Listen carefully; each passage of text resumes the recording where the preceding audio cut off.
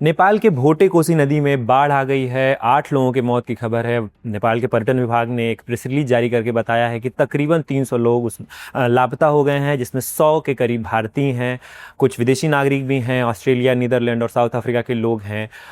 खबर है कि तिब्बत में ग्लेशियर के पिघलने से ये बाढ़ अचानक बढ़ी है सुबह 8 साढ़े 8 बजे करीब, और उसके बाद नेपाल के 3 ज़िले बेहद प्रभावित हैं। लगातार विजुअल्स आ रहे हैं जिसमें गांव के गांव बस्तियां बहती जा रही हैं। हमारे पास जो अब तक अपडेट है उसमें नेपाल के 3 ज़िलों का जिक्र है, जिसमें रसुआ, नुआकोट और धड़िंग, ये 3 ज़िलों में लगभग 60 किलोमीटर के आसपास काफ़ी तबाही मची है।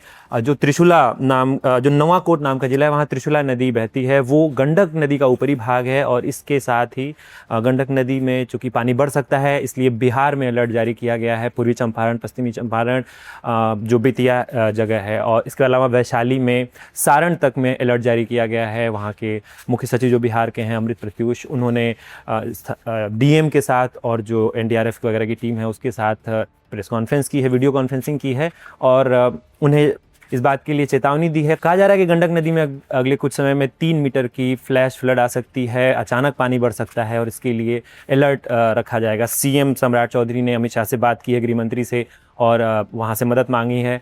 भोटे कोसी नदी जो है नेपाल की, ये तिब्बत से निकलती है। एक हिस्सा इस नदी का जो है गंडक नदी में मिलता है, और एक हिस्सा कोसी नदी में मिलता है, जो सुपौल ज़िले में बिहार में प्रवेश करती है। आप कोसी नदी के बाढ़ के बारे में लगातार हर साल खबरें आती हैं, तो गंडक नदी और कोसी नदी का जलस्तर प्रभावित हो सकता है। फिलहाल गंडक नदी के आसपास अलर्ट जारी किया गया है।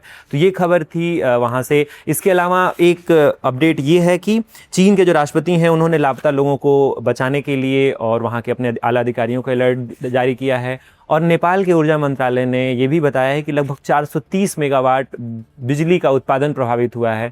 इस बाढ़ से 12% तक असर पड़ा है बिजली के उत्पादन पे नेपाल में। तो जिस तरह की बाढ़ है, जिस तरह के विजुअल दिख रहे हैं, ये स्थिति काफ़ी भयावह है। फिलहाल अपडेट यही है कि भारत के लगभग 100 लोग लापता हैं। वहाँ के ऑफिशियल नेपाल के टूरिज्म डिपार्टमेंट के हिसाब से 9 लोगों की मृत्यु की खबर है, 8 से 9 लोगों की, और बिहार में अलर्ट जारी किया गया है। तो आने वाले समय में हो सकता है बिहार में गंडक नदी का पानी बढ़े, हो संभव है कि कोसी नदी का भी पानी बढ़े, लेकिन जो अलर्ट जारी किया गया है सरकार की तरफ से, वो गंडक नदी में किया गया है।